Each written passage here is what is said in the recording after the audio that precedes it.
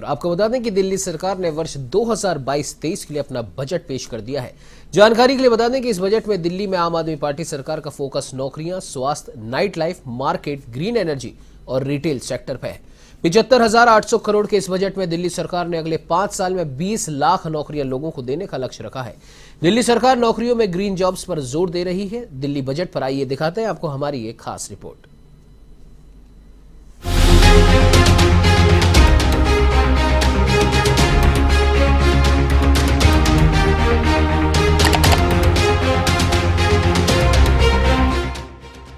दिल्ली के deputy CM और वित्त मंत्री मनीष सिसोदिया ने 2022 और 23 वर्ष के लिए दिल्ली सरकार का बजट पेश किया।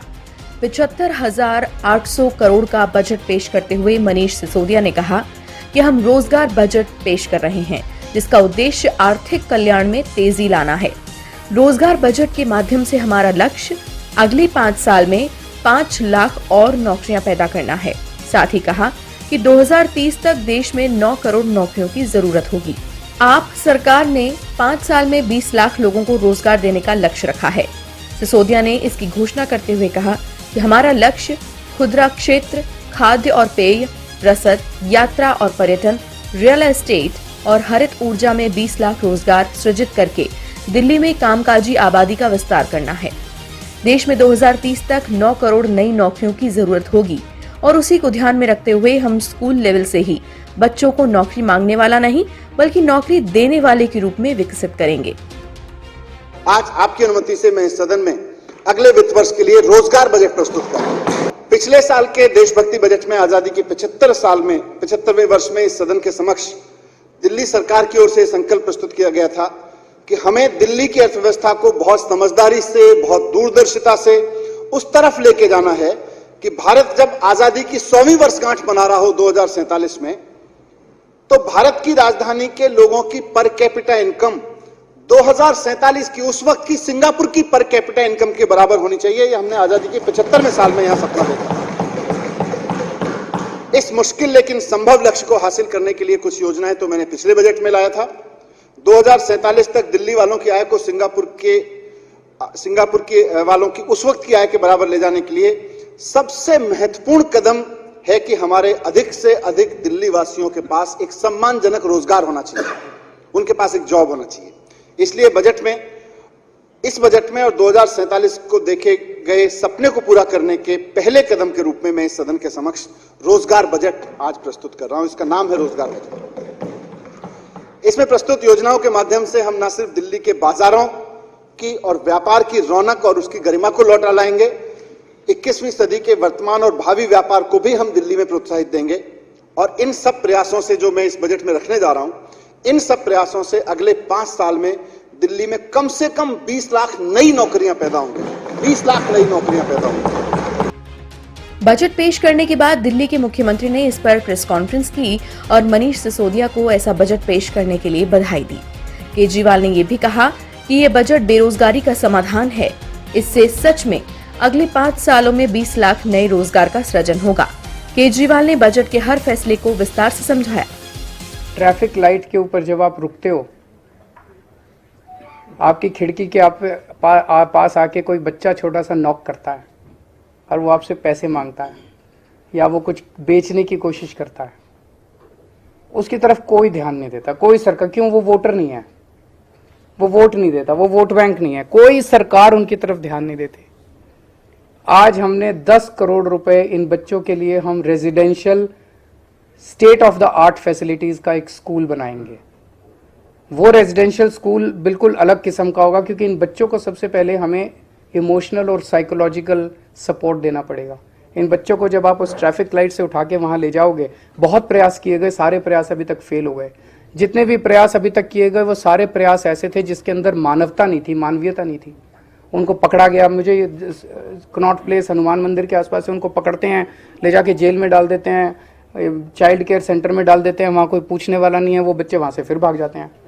ये स्कूल ऐसा होगा जहाँ पे उनको सारी अच्छी 5 स्टार सुविधाएं दी जाएंगी और उन बच्चों को मेन स्ट्रीम में लाके उनको एक इज्जत की जिंदगी दी जाएगी, उनको एक अच्छा नागरिक बनाया जाएगा।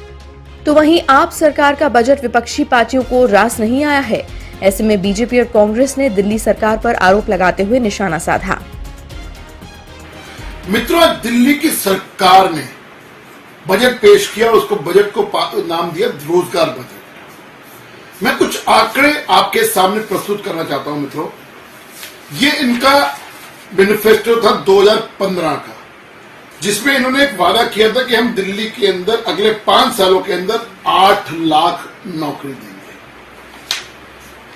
24 मार्च को अरविंद केजरीवाल जी ने विधानसभा के अंदर कहा कि हमने 12 लाख नौकरियां दी हैं, जबकि आज 26 मार्च को मनीष सिसोदिया जी ने कहा 1,78,000 नौकरियां दी हैं।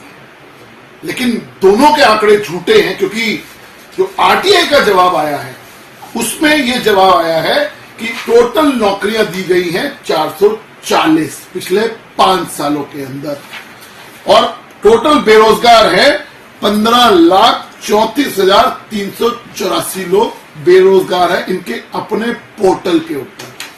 2015 के अंदर इन्होंने नौकरियां दी 176, 16 के अंदर दिए नौकरियां दी 102, 2017 के अंदर नौकरियां दी 66, 2018 के अंदर नौकरियां दी 68, 2019 के अंदर दिए 0 और 2020 के अंदर दिए 28। ये मेरा जवाब नहीं है, भारतीय जनता पार्टी का आरोप नहीं है, ये आरटीआई का जवाब है। और अरविंद केजरीवाल जी का झूठ तो आज मनीष सिसोदिया जी ने खोल दिया। दावा करते हैं 20 लाख का और दे रहे हैं, कहते हैं जी हमने 1,78,000 नौकरियां दी हैं। तो सच्चाई क्या है?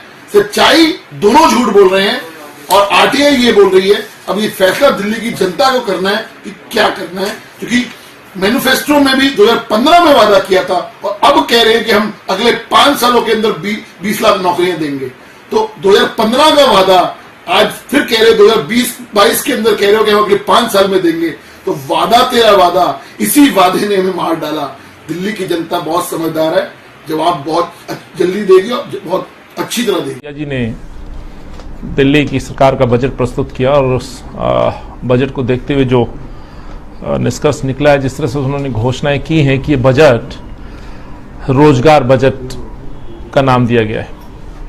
मैं कहना चाहता हूं कि बजट जो है रोजगार बजट ना हो करके बल्कि जले पर नमक छिड़कने वाला ये बजट मैं कहना चाहता हूं।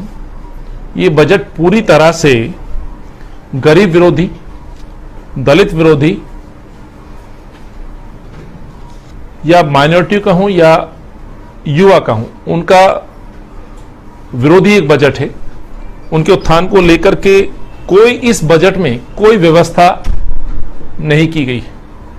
जहां तक रोजगार नाम देने की बात है, दुख होता है इस रोजगार बजट की घोषणा करने वाले वित्त मंत्री जी यह नहीं बताते कि दिल्ली के अंदर, यदि मैं 2018 तक के आंकड़ों की सिर्फ मैं बात करूं, जो कि खुद अरविंद केजरीवाल के कार्यालय के जो आंकड़े हैं आरटीआई के माध्यम से, दिल्ली में लगभग 15,34,832 बेरोजगार युवा रजिस्टर्ड हुए थे, जो कि दिल्ली सरकार के अरविंद के पोर्टल पर रजिस्टर्ड हुए थे। उसके बाद वो पोर्टल आज तक बंद है।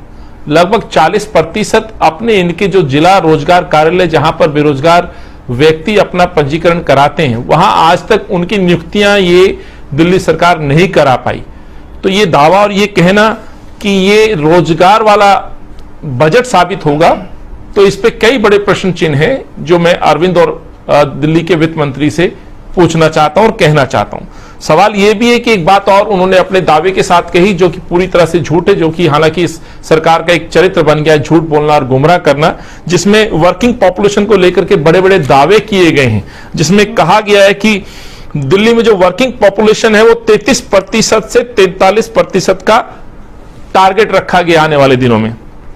लेकिन मैं केजरीवाल साहब से पूछना चाहता हूं कि 2013 से अब तक लगभग पिछले 7-8 सालों में ये जो दर है वर्किंग पॉपुलेशन की, बढ़ी है या घटी है? इसका प्रश्न इस प्रश्न का वो जवाब देंगे? वो जवाब नहीं देंगे। लेकिन मैं आपको बताना चाहता हूं, एक सर्वे के अनुसार जो मनीष सिसोदिया ने अभी जो घोषणा की है हाउस के अंदर, उसमें कहा गया है कि 33% वर्किंग पॉपुलेशन आज दिल्ली में है, जबकि 2012 में NSSO एक संस्था के सर्वे के मुताबिक दिल्ली की जो वर्किंग पॉपुलेशन थी वो 33.39% थी। इसका मतलब साफ है कि कांग्रेस के शासनकाल में जो आंकड़ा था वो पिछले 7-8 सालों में घटता चला गया। आज भी वर्किंग पॉपुलेशन कांग्रेस से तुलना करें तो वो घटी है।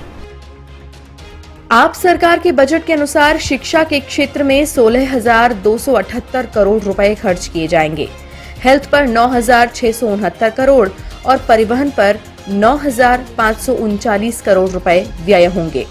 इसके अलावा दिल्ली सरकार स्टार्टअप पॉलिसी लेकर आ रही है। दिल्ली में एक नया इलेक्ट्रॉनिक शहर बसाया जाएगा। होलसेल के लिए दिल्ली होलसेल फेस्टिवल लगाएंगे। गांधीनगर मार्केट कपड़ों के बाजार का नया हब बनेगा। अब देखना यह होगा कि दिल्ली सरकार की ये घोषणाएं कब धरातल पर उतरेंगी। A1 टीवी के लिए दिल्ली से ज्योति सिंह की रिपोर्ट।